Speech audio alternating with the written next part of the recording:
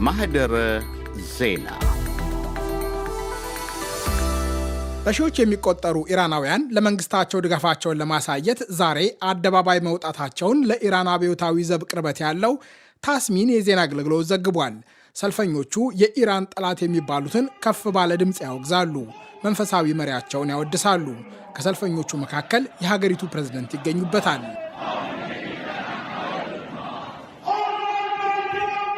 በከፊል የኢራን መንግስት የሚቆጣጠረው ታስሚን የዜና ወኪል ሶስተኛ ሳምንቱን ባስቆጠረው የጸረ መንግስት ተቃውሞ ወቅት የተቃጠሉ የወደሙና ጉዳት የደረሰባቸው ተሽከርካሪዎችን ምስል አሰራጭቷል። በሌላ ምስል አንዲት ታዳጊ ፊቱን በጭንብል ለሸፈነ የኢራን የጸረ ሽብር ፖሊስ ባልደረባ አበባ ስታበረክት ትታያለች። ኢራን ያለፉትን ሳምንታት በተለይ በምሽት የሚካሄዱ ጸረ መንግስት ተቃውሞዎችን ስታስተናግድ ቆይታለች። የኢንተርኔት አገልግሎትና የስልክ ግንኙነት ተቋርጠዋል። እስካሁን 490 ተቃዋሚዎችና 48 የጸጥታ አስከባሪዎች መገደላቸውን መቀመጫውን በዩናይትድ ስቴትስ ያደረገ የሰብአዊ መብቶች አራማጅ የተባለ የዜና ወኪል አስታውቋል። የኢራን ብሔራዊ የቴሌቪዥን ጣቢያ ከ100 በላይ የጸጥታ አስከባሪዎች በተቃዋሚዎች መገደላቸውን ቀደም ብሎ ገልጾ ነበር። ተቃውሞ በተካሄደባቸው ሳምንታት ከ10,600 በላይ የሚሆኑ ሰዎች በቁጥጥር ስር ውለዋል። የተባበሩት መንግስታት ድርጅት ዋና ጸሐፊ አንቶኒዮ ጉተሬዝ የኢራን ባለሥልጣናት በተቃዋሚዎች ላይ ከልክ ያለፈ የኃይል እርምጃ ወስደዋል መባሉ እንዳስደነገጣቸው ገልጸዋል። ሐሳብን የመግለጽና በሰላም የመሰብሰብ ነፃነቶች እንዲከበሩና እንዲጠበቁ ጥሪ ያቀረቡት ዋና ጸሐፊው ባለሥልጣናቱ አላስፈላጊና ያልተመጣጠነ ኃይል ከመጠቀም እንዲቆጠቡ አሳስበዋል። ህንድን በመጎብኘት ላይ የሚገኙት የጀርመን መርሃዊ መንግስት ፍሬድሪሽ ሜርስ የኢራን የጸጥታ ኃይሎች በተቃዋሚዎች ላይ የወሰዱትን እርምጃ ያልተመጣጠነና ጨካኝ በማለት አውግዘዋል። እርምጃው የጥንካሬ ሳይሆን የደካማነት ምልክት እንደሆነ የገለጹት ሜርስ ሁከቱ መቆም አለበት የሚል መልእክት አስተላልፈዋል። የአውሮፓ ህብረት በኢራን ላይ አዲስ ማዕቀብ እንዲጣል ሐሳብ ለማቅረብ ዝግጁ እንደሆነ በቃል አቀባዩ አኑር ኤል አኑኒ በኩል አስታውቋል። የአሜሪካው ፕሬዝዳንት ዶናልድ ትራምፕ በኢራን በመካሄድ ላይ በሚገኘው ተቃውሞ ሰላማዊ ሰዎች ከተገደሉ ሀገራቸው ወታደራዊ እርምጃ ልትወስድ እንደምትችል ካስጠነቀቁ ወዲህ ኢራን ለመደራደር መዘጋጀቷን እንደገለጸች አስታውቀዋል። ሶስተኛ ሳምንቱን ባስቆጠረው ተቃውሞ ኢራን እርምጃ እንዳትወስድ ትራምፕ በተደጋጋሚ ሲያስጠነቅቁ ቆይተዋል። ትራምፕ ማስጠንቀቂያቸው በኢራን ባለሥልጣናት ዘንድ እንደተሰማ ያምናሉ። ከ5 ዓመታት ገደማ በፊት አሜሪካ ሜጀር ጀነራል ቃሲም ሶሌይማኒን መግደሏን ፕሬዝዳንቱ በማሳያነት ጠቅሰዋል። አሜሪካ ከእስራኤል ጋር አብራ በኢራን ላይ የፈጸመችው ጥቃትና የቬንዙዌላ ፕሬዝደንት ኒኮላስ ማዱሮን ከካራካስ አፍና የወሰደችበት ወታደራዊ ተልዕኮ ለትራምፕ የልብ ልብ የሰጣቸው ይመስላል። ፕሬዝዳንቱ ኢራን ለመደራደር ሐሳብ አቅርባለች ይበሉ እንጂ መንግስታቸው በኢራን ላይ ወታደራዊ እርምጃ ሊወስድ እንደሚችል ፍንጭ ሰጥተዋል። ጉዳዩን በጥንቃቄ እየተመለከትነው ነው። ጦር ሰራዊቱ እየተመለከተው ይገኛል። ውሳኔ ላይ ለመድረስ በጣም ጠንካራ አማራጮችን እያማተርን ነው። ከትራምፕ ማስጠንቀቂያ በኋላ የኢራን ውጭ ጉዳይ ሚኒስትር አባስ አርጋቺ በሚኒያፖሊስ ከተማ በነበረ ተቃውሞ ላይ የጸጥታ አስከባሪ በከፈተው ተኩስ አንዲት ሴት መገደሏን አስታውሰው ዩናይትድ ስቴትስን በግብዝነት ወርፈዋል። በኢራን ተቃውሞዎች የፖሊስ መኮንኖች ላይ ጥይት መተኮሱንና መገደላቸውን የገለጹት ውጭ ጉዳይ ሚኒስትሩ ከዚያ በኋላ የተሰጡ አስተያየቶችን አስደናቂ በማለት አጣጥለዋል። ጦርነትን ለመከላከል በጣም ጥሩ መንገድ ጠላቶቻችን እንደገና የተሳሳተ ስሌት ውስጥ እንዳይወድቁ ለጦርነት መዘጋጀት ነው። አባስ አርጋቺ የሽብርተኛ ስራ ባሉት ተቃውሞ ዩናይትድ ስቴትስ እና እስራኤል እጃቸው እንዳለበት የሚያሳይ ከፍተኛ ማስረጃ ኢራን እንዳላት ተናግረዋል። በእርግጥ የእስራኤል ጠቅላይ ሚኒስትር ቤንያሚን ኔታንያሁ ባለፈው ሳምንት በኢራን ተቃውሞዎች ለነፃነት ይደረጋል ያሉትን ትግል ሀገራቸው እንደምትደግፍ ተናግረው ነበር። ኔታንያሁ የእስራኤል ባላንጣ የሆነችው ኢራን ከጭቆና ቀንበር ነፃ እንደምትወጣ ተስፋ እናደርጋለን ሲሉ ተደምጠዋል። የኢራን ባለሥልጣናት በተቃውሞዎቹ የውጭ ሀገራት በተለይም የዩናይትድ ስቴትስ እና የእስራኤል እጅ እንዳለበት ሲወነጅሉ የመጀመሪያቸው አይደለም።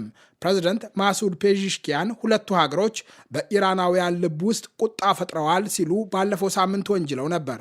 ከዚህ ቀደም ሀገራችንን አጥቅተዋል፣ ልጆቻችንን ገለዋል ያሉት ፕሬዚዳንቱ አሁን ደግሞ ሂዱ፣ እነዚህን ነገሮች አድርጉ፣ አውድሙ፣ እኛ ከኋላችሁ ነን የሚል መመሪያ እየሰጡ ነው ሲሉ ከሰዋል። ጠላት በ12ቱ ቀናት ጦርነት ህብረተሰባችንን ለማወክና በመካከላችን መከፋፈል ለመፍጠር ዓላማ ነበረው። አሁን እንኳን መፍትሄ ልናበጅላቸው ጥረት በምናደርግባቸው ኢኮኖሚያዊ ጉዳዮች የተቀሰቀሱ አለመረጋጋቶችን ለማባባስ እየሞከሩ ነው። ፕሬዝዳንቱ የተቃውሞ መነሻ ለሆነው ኢኮኖሚያዊ ጫና መንግስታቸው መፍትሄ ለማፈላለግ ጥረት እንደሚያደርግ ቃል ቢገቡም የኢራን ጠቅላይ አቃቤ ሕግ በተቃውሞዎቹ የሚሳተፉ ሰዎች በሞት እንደሚቀጡ አስጠንቅቋል። ኢራን ብርቱ ተቃውሞ የገጠማት ባለፈው ሰኔ ወር ከእስራኤልና ከአሜሪካ ጋር በተካሄደ የ12 ቀናት ጦርነት ከደረሰባት ጉዳት በቅጡ ሳታገግም ነው። በእስራኤልና የፍልስጤሙ ሐማስ ጦርነት ከፍተኛ ጥቃት የተፈጸመባቸው የሊባኖሱ ሂዝቦላህን የመሳሰሉ የኢራን አጋሮች ተዳክመዋል። በጦርነቱ ወቅት ከእስራኤል ያበረችው ዩናይትድ ስቴትስ የኢራንን የኑክሌር ኃይል ጣቢያዎች በቦምብ አንጉዳለች። በኑክሌር ኃይል ግንባታ መርሃ ግብሯ ምክንያት የተባበሩት መንግስታት በመስከረም ወር በኢራን ላይ ማዕቀቦች እንደገና መጣሉ ኢኮኖሚዋን በኃይል የጎዳ ነው።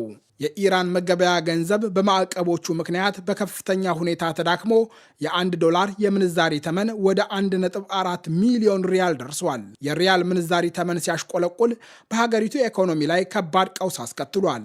ስጋና ሩዝን የመሳሰሉ የዕለት ተዕለት የምግብ ፍጆታዎች ዋጋ እየጨመረ ነው። ሀገሪቱ እስከ 40 በመቶ ያሻቀበ የዋጋ ግሽበት ይፈታተናታል። ኢራን ማዕቀብ ያስከተለባትን ጫና ለመቋቋም ያበጀችው የውጭ ምንዛሪ ግብይት ስርዓት ኢኮኖሚያዊ ጫናውን ባብስ ዳፋ ይዞ እንደመጣ በብሪታንያው ሰሴክስ ዩኒቨርሲቲ የዓለም አቀፍ ጉዳዮች ተመራማሪ የሆኑት ሳራ ኬርማንያን ለዶቼ ቬለ ተናግረዋል። የምግብ ዋጋ ግሽበት ብቻ ከዝቅተኛ ገቢ ከ2.5 እጥፍ በላይ እንደሆነ የቅርብ መረጃ ያሳያል። በዚህም ምክንያት በሰዎች ላይ ከፍተኛ ጫና አለ። ኢራን ማዕቀብ ከተጣለባት በኋላ ተያይዞ የሚመጣባትን ችግር ለመቋቋም ባለብዙ ደረጃ የምንዛሪ ተመን ስርዓት ስራ ላይ አውላለች። በዚህ የምንዛሪ ተመን ስርዓት ዋና ዋና አስመጪዎች የውጭ ምንዛሪ በርካሽ ያገኛሉ። አብዛኞቹ እነዚህ ሰዎች ዋና ዋና የሸቀጦች ላኪ በመሆናቸው ምንዛሪ በነፃ ገበያ ሲወደድ ተጠቃሚ ይሆናሉ። የዶላር ምንዛሪ ተመን እንዲጨምር ገበያውን ያጭበረብራሉ። በቅርቡ የዶላር ምንዛሪ ከፍተኛ ደረጃ ላይ ደርሷል። ይህ ዝቅተኛ ነጋዴዎች ላይ ያለውን ጫና ስለሚያባብስ በአሁኑ ወቅት በሚካሄዱ ተቃውሞዎች እነዚህ ሰዎች ግንባር ቀደም ናቸው።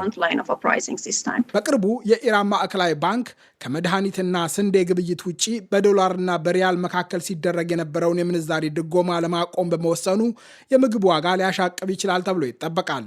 በታህሳስ ወር ስራ ላይ የዋለው አዲስ የቤንዚን የችርቻሮ መሸጫ ዋጋ በርካሽ ለኢራናውያን ይቀርቡ በነበሩ የነዳጅ ውጤቶች ላይ የዋጋ ጭማሪ በማስከተሉ ህዝቡን የበለጠ ጫና ውስጥ ከቶታል። የነዳጅ ውጤቶች የመሸጫ ዋጋ በየ3 ወሩ የሚከለስ ሲሆን ወደፊት የሀገሪቱ መንግስት ጭማሪ ማድረግ ይፈልጋል። የነጋዴዎች ተቃውሞ የተጀመረው በታህሳስ ቴሄራን ውስጥ ሲሆን በኢራን ትልቅ ሃይማኖታዊ ከተማ ወደ ሆነችው ኮም እና የሀገሪቱ መንፈሳዊ መሪ አያቶላ አሊ ሐሚኒ የትውልድ ስፍራ ማሻድን ጨምሮ ወደ ሌሎች በርካታ ከተሞች ተስፋፍቷል። በኢኮኖሚያዊ ጉዳዮች ላይ በሚያጠነጥነው ተቃውሞ ጸረ መንግስት መፈክሮች መሰማት የጀመሩት ቀስ በቀስ ነበር። የሀገሪቱ መንፈሳዊ መሪ አያቶላ አሊ ሐሚኒ በኢራን ከተሞች ለተስፋፋ ተቃውሞ መነሻ የሆነው የውጭ ምንዛሪ ስርዓት ለውጥ ላስከተለው ችግር ጠላት ያሉትን ወገን ከሰዋል። ከቁጥጥር ውጭ የሆነው የውጭ ምንዛሪ ተመን፣ የዋጋ መረጋጋት መጥፋትና የማያቋርጥ መዋዠቅ የተለመደ አይደለም። ሻጮችና ነጋዴዎች እንዳይሰሩ ያደርጋቸዋል። ይህን የሚያደርገው ጠላት ነው። ሐሚኒ የአሜሪካ ፕሬዝደንትን ለማስደሰት የሚፈልጉ ችግር ፈጣሪዎች ካሏቸው ተቃዋሚዎች ጋር መንግስታቸው መነጋገር እንደሚኖርበት አሳስበዋል። ይሁንና የ86 ዓመቱ ሐሚኒ ባለፈው አርብ በቴሌቪዥን በተላለፈ ንግግራቸው በኢኮኖሚያዊ ጥያቄዎች አደባባይ የወጡ ዜጎችን አመፀኞች ካሏቸው ኃይሎች ለመለየት ሲሞክሩ ታይተዋል። ተቃዋሚዎችን እናነጋግራለን። ባለስልጣናቱ ማነጋገር አለባቸው። ነገር ግን ከአመፀኞች ጋር መነጋገር ጥቅም የለውም። አመፀኞች ቦታቸውን እንዲያገኙ መደረግ አለባቸው። ኢራን በኢኮኖሚያዊም ይሁን ሌሎች ምክንያቶች ለሚቀሰቀሱ ተቃውሞዎች እንግዳ አይደለችም። ከ3 ዓመታት ገደማ በፊት ማሻ አማኒ የተባለች የ22 ዓመት ወጣት በፖሊስ ቁጥጥር ስር ሳለች ሕይወቷ አልፎ ሀገር አቀፍ ተቃውሞ ከተቀሰቀሰ በኋላ በጸጥታ ኃይሎች እርምጃ በቁጥጥር ስር ቢውልም የዜጎች ቁጣ ውስጥ ውስጡን ሲንተከተቅ ቆይቷል። በአሁኑ ወቅት እየተደረገ የሚገኘው ተቃውሞ ግን በቀጠናው በሚታየው ጂኦፖለቲካዊ ሁኔታና የዩናይትድ ስቴትስና የእስራኤል መሪዎች በሚሰጧቸው አስተያየቶች ምክንያት ወደ ውስብስብ ቀውስ እንዳያመራ ተመራማሪዎች ስጋት አላቸው። በሰኔ ወር ከተካሄደው ጦርነት በኋላ የአሜሪካው ፕሬዝደንት ዶናልድ ትራምፕ በኢራን ላይ የሚደረገውን ጫና አጠናክረው እንዲቀጥሉ የእስራኤል ጠቅላይ ሚኒስትር ቤንያሚን ኔታንያሁ በተደጋጋሚ ግፊት ሲያደርጉ ቆይተዋል። በስልጣን ላይ የሚገኘው የኢራን መንግስት ቢወድቅ የሚመሰረተውን ሽግግር የመምራት ፍላጎት ያላቸው ሬዛ ፓህላቪ እንደ እስራኤል ጠቅላይ ሚኒስትር ሁሉ ዓላማቸውን ለማሳካት የዶናልድ ትራምፕን ድጋፍ በይፋ ጠይቀዋል። የቀድሞው የኢራን ንጉሥ ልጅ የሆኑት ፓህላቪ ኑሯቸው በስደት በዩናይትድ ስቴትስ በመሆኑ በሀገሪቱ ምን ያክል ተቀባይነት እንዳላቸው አይታወቅም። ዶናልድ ትራምፕ እስካሁን በስደት ላይ የሚገኘው ንጉሳዊ አገዛዝ የበላይ የሆኑትን ሬዛ ፓህላቪ በአካል ማግኘት ተገቢ ስለመሆኑ እርግጠኛ እንዳልሆኑ ተናግረዋል። ፓህላቪ ግን ትላንት እሁድ ትራምፕ ከሚወዱት የአሜሪካው ፎክስ የቴሌቪዥን ጣቢያ ጋር ባደረጉት ቃለ መጠይቅ ፕሬዝዳንቱን እያወደሱ ልባቸውን ለማራራት ሞክረዋል። በኢራን ሰዎች ጎዳናዎችን በስሞ የሚሰይሙበት ምክንያት አለ።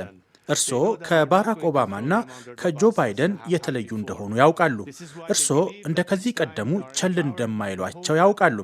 ለዚህም ነው ከጎናቸው እንደሚቆሙ ተስፋ በማድረግ ለኢራን ሕዝብ በገለጹት ድጋፍ የሚተማመኑት። የእርስዎ አስተዳደር በጣም ጥሩ አዎንታዊ ውጤት አስገኝቷል።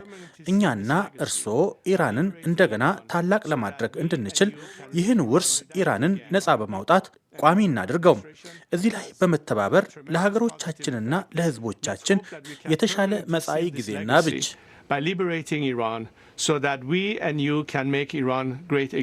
የሬዛ ፓህላቪ አባት መሐመድ ሬዛ ፓህላቪ በጎርጎሮሳዊው 1979 በተካሄደ እስላማዊ አብዮት ከስልጣን ከመባረራቸው በፊት ኢራን የረዥም ዓመታት የዩናይትድ ስቴትስ የልብ ወዳጅ ነበረች። ላለፉት 47 ዓመታት የሁለቱ ሀገራት ግንኙነት ጠላትነት ቢበረታበትም ጉዳዮቻቸውን በዲፕሎማሲያዊ መንገድ ሲፈጽሙ ቆይተዋል። በጎርጎሮሳዊው 2015 ኢራን በኑክሌር መርሃ ግብሯ ላይ ከልዕለ ሀያላኑ ስምምነት ስትፈራረም የተሻሻለው ግንኙነታቸው ከ3 ዓመታት በኋላ ትራምፕ ዩናይትድ ስቴትስን ከስምምነቱ ሲያስወጡ ተጎማዟል። ወትሮም ለኢራን በጎ አተያይ የሌላቸው ትራምፕ ምን አይነት እርምጃ ሊወስዱ እንደሚችሉ እስካሁን የሚታወቅ ነገር የለም። ነገር ግን ዓለም በአይነ ቁራኛ መከታተሉ አይቀርም። ወደ ቬንዙዌላ የአሜሪካን ጦር ልኮ ፕሬዝደንት እንደማሳፈን ቀላል ሊሆን እንደማይችል ግን ተንታኞች ያስጠነቅቃሉ። አድማጮች፣ የዛሬው መሰናዶ በዚሁ አበቃ። ጤና ይስጥልኝ።